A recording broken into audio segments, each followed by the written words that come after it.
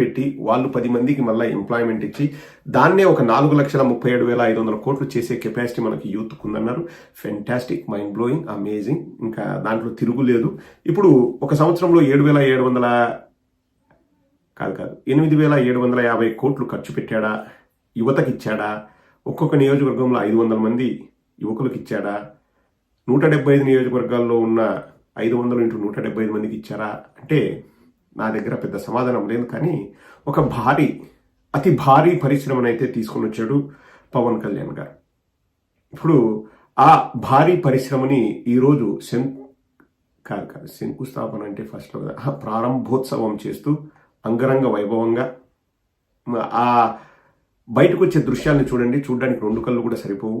ఒకసారి ఫస్ట్ ఆ దృశ్యాన్ని చూడండి, చాలు, తర్వాత మాట్లాడు.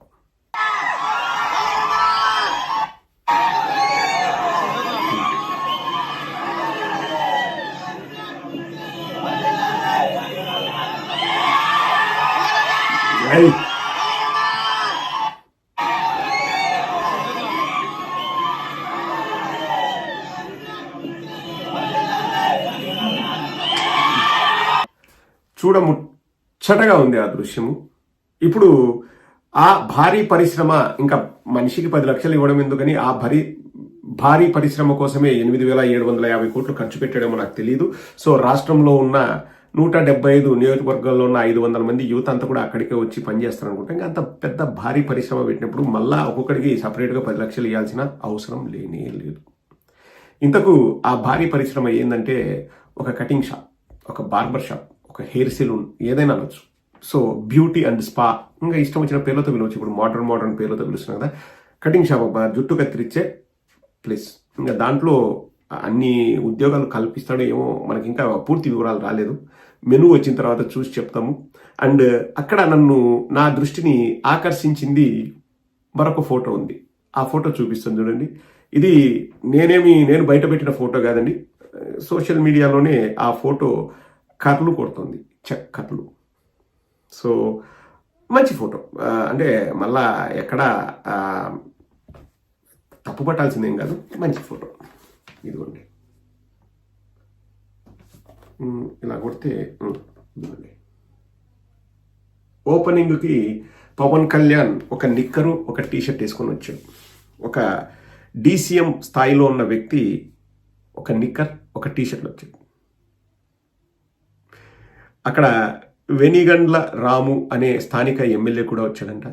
ఇక్కడ నా పాయింట్ ఏంటంటే, మనం నిక్కర్లో రావచ్చా, టీషర్ట్ వేసుకొని రావచ్చా, కనీసము DCM కదా, ఫార్మల్గా వస్తే బాగుంటుంది కదా అని అడిగామనుకోండి, జన సైనికులు దాన్ని కూడా మనల్ని తప్పు పడతారు. ఎందుకంటే మా జనసేనాని నిక్కర్లో వస్తే మీకేంది బాధ, టీషర్ట్లో వస్తే మీకేంది బాధ, మీరు అట్లా నిక్కర్లో వచ్చినారు, టీషర్ట్లో వచ్చినారు అని చెప్పేసి మా హరిహర వీరమల్లు సినిమా పబ్లిసిటీని అడ్డుకుంటూ మీరు కుళ్ళుకుంటున్నారు, మీరు ఓడ్చుకోలేకపోతున్నారు, ఇంకా ఏదేదో మాట్లాడతారు, తలా తోకలేకుండా మాట్లాడతారు, లాస్ట్కు ట్రంప్ దాకా తీసుకెళ్తారు. కానీ నాకైతే విచిత్రంగా అనిపించింది.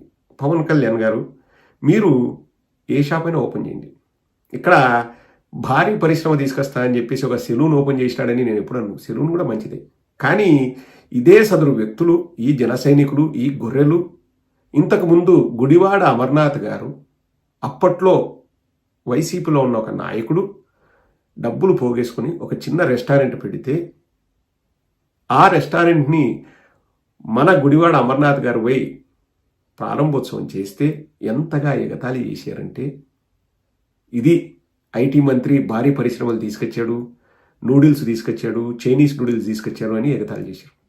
ఇప్పుడు సంవత్సరానికి 8,750 కోట్లు ఇస్తా అన్న మా DCM అంటే ఉపముమా ఏం తెచ్చినాడరా అంటే ఒక హెయిర్ కటింగ్ సెలూన్ రాష్ట్రానికి తీసుకొచ్చాడు, భారీ పెట్టుబడులు. సో దీనిని అభినందిస్తూ 2-3 సెలబ్రిటీస్ వచ్చి మేము మాట్లాడతాం అంటున్నాడు. సో ఫస్ట్ సెలబ్రిటీ తనకు ఎంతో ఆప్తుడు, తన ప్రియమిత్రుడు, పిఠాపురం వాస్తవ్యులు వర్మ గారినే పిలుద్దాం. వర్మ గారు మన DCM హయాంలో ఈ రాష్ట్రంలో అభివృద్ధి ఎలా పరుగులు పెడుతుందో, ఎలా పరిగెత్తుతుందో ఒకసారి మీరు చెప్పండి, మేము వింటాం. పోలీస్ కానీ రెవెన్యూ యంత్రాంగం కానీ రైతు తట్టని మట్టి తవ్వుకుంటే 4 రోజులు పోలీస్ స్టేషన్ లో ఉంటాడు. అంత గట్టిగా పోలీస్ వ్యవస్థ పనిచేస్తాం. వాళ్ళు మాడిన ముసుగులో ఇక్కడ రోజుకి 200-300 లారీ ఇక్కడ నుంచి ట్రాన్స్పోర్ట్ వెళ్ళిపోతా ఉంది. పోలీస్ కి నేను గత 20 రోజుల నుంచి 2-3 సార్లు ఇంటిమేషన్ చేశాను. పోలీస్ కి ఎలా ఉందంటే కొంచెం రాత్రుల్లో రేజీ ఇక్కడ కనపడదా, ఆ గ్లాసెస్ అయ్యి మరి కల్పించాలి. ఎందుకంటే కనపడలేదంటే వాళ్ళకి కావాల్సింది వస్తున్నట్లు లెక్క. ఎవరు అక్కర్లేదు. పోలీస్ స్టేషన్ నుంచే మేము వచ్చేస్తున్నాం రా బాబు చదువుకోండి అంటే చదువుకున్నాం. నిన్న 20 లారీలు ఉన్నాయి. ఒక స్టేషన్ కి ఇలా కౌరు చెప్పారు రెవెన్యూ వాళ్ళు. సెకండ్ లో లారీలు ఇక్కడి నుంచి పోయి జేసీపీ మీరింటి ఇక్కడ మల్లివారి తోట, మళ్ళీ రావణకపేటలో కొత్తది నిన్న శంకుస్థాపన చేశారు. సాయంత్రం నిన్న అన్ని బీర్ సీసాలతో రాత్రి బాగా శంకుస్థాపన అయింది. అక్కడ ఒక స్పాట్ పెట్టి ఇంకో ర్యాంప్ పెట్టారు. ఈ ఇసుకను తీసుకెళ్లి ఒరిజినల్ ఇసుకలో కలిపేసి ఒరిజినల్ ఇసుక రేట్ కి దీన్ని బిల్డింగ్ పెడతారు. అందుకనే కాకినాడలో 2-3 అపార్ట్మెంట్లు కూడా పడిపోయాయి. వర్మ గారికి ఒళ్ళంతా వెటకారం. పోలీసు వాళ్ళకు రేచీకటంట కనిపించదట.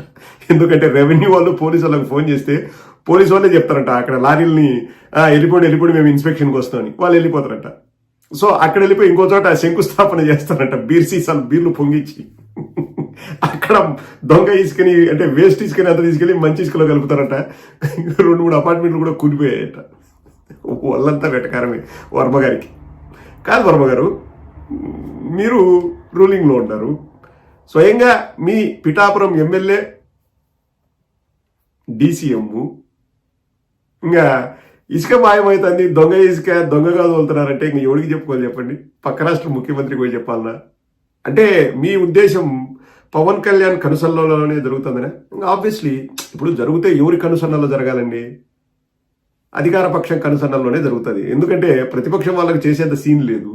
ఎందుకంటే మొత్తం ఇసుక వాళ్ళే దోచుకుంటున్నారు, వాళ్ళే కొట్టుకుంటున్నారు, వాళ్ళే చంపుకుంటున్నారు. సో ఇంకా నేను మంచోన్ని అని ఇక్కడ పిఠాపురం వర్మ చెప్తున్నాడు. అంటే ఇంక సెడ్డోడు ఎవడు? పవన్ కళ్యాణా లేకపోతే నాగబాబా? వర్మ గారు మిమ్మల్ని పొగడమని చెప్పాను కానీ ఇట్లా నిజాలు బయట పెడితే ఎట్లా? ఈయన సరిపోలేదు. సారీ అండి, ఇది మర్చిపోండి. సెకండ్ సెలబ్రిటీ సిపిఐలో ఉంటారు. ఆయన పేరు రామకృష్ణ గారు. మీరైనా వచ్చేసి 2 మంచి మాటలు చెప్పండి ప్లీజ్ మా పవన్ కళ్యాణ్ గురించి. ఇసుక పోతుంది, మందు పోతుంది లోపలికి, అఘాయిత్యాలు జరుగుతున్నాయి, ఘోరాలు జరుగుతున్నాయి, నేరాలు జరుగుతున్నాయి, వేలకు కరెంటు బిల్లులు కూడా వస్తున్నాయండి. కొసమేరు పన్నాను కదా. నారా లోకేష్ ఇంతకుముందు ఏమన్నాడు, ఇప్పుడు ప్రజలు ఏం చేస్తున్నారు చూపిస్తాను చూడండి. మీ మోటార్లకి మీటర్లు బిగిస్తున్నారు. అందుకే రైతాంగానికి పిలిపిస్తున్నా, అధికారులు వచ్చి సంతకం పెట్టమంటే పెట్టొద్దండి. మీ మోటార్లకి మీటర్లు బిగిస్తే పగలు కొట్టండి. మీకు అండగా నిలబడుతుంది ఈ తెలుగుదేశం పార్టీ.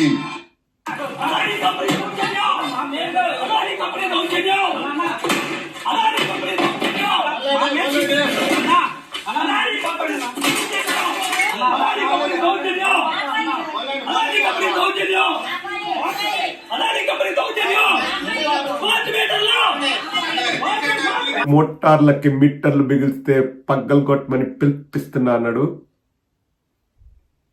పులుపు ఇయ్యొద్దు, సప్పగా ఇయ్యొద్దు, కారంగా ఇయ్యొద్దు, బిగించేస్తారు మీటర్లు. ఎవరో పగలు కొట్టారు కానీ 8,000 10,000 వచ్చే కరెంటు బిల్లు ₹1,00,000 వచ్చిందంటండి బిజినెస్కి. ఒక సోదరుడు వచ్చి గోల చేస్తాడు. అది ఈరోజు సండే ఇస్ ఫండే కాబట్టి బాధలు చెప్పుకునే కాదు, అది ఇంకొక వీడియోలో చెప్తాను. ఇంతమందిని చూపించినాము, నన్ను చూపించకపోతే నన్ను ప్రపంచ మేధావిని అనుకోరు కదా జనాలు. ప్లీజ్ నాకు కూడా ఒక 2 minutes అవకాశం ఇవ్వు ప్రదీప్ అని చెప్పేసి చంద్రబాబు గారు అన్నట్టు